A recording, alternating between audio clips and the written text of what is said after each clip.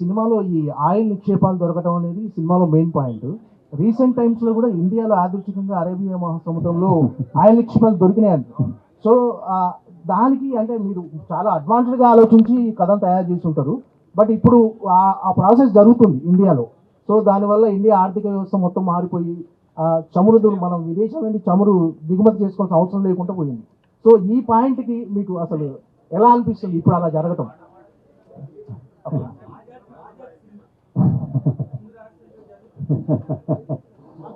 లేదు కొన్ని అంటే అంటే ఏం లేదు ఇస్తా అంటే ఇది ఇది ఇది ఇది ఇది అసలు ఇది నేను మామూలుగా ఊహించి రాసిందే బేసిక్గా. కొన్ని అంటే ఇప్పుడు ఏదో గన్లు ఉంటాయి, మన మైకా ఉంటుంది, బొగ్గు గన్లు ఉంటాయి, అడవులు కలప ఉంటుంది కొట్టేసేది. ఇది అంటే ఇది ఈ మన ఈ విధ్వంసం ఉంటుంది, ఇండియన్ రిసోర్సెస్ని విధ్వంసం చేయడానికి కొంచెం ఐదర్ అది డెవలప్మెంట్ అనొచ్చు, విధ్వంసం అనొచ్చు, అట్లా నుంచి ఒక వచ్చిన పాయింట్ అది బేసిక్గా. సో ఆయిల్ సముద్రాల్లో దొరుకుతుంది అన్నది అది అది మామూలుగా అనుకునే రాశాను. అంటే అది ఒక గొప్ప మంచి పాయింట్ అండి అది.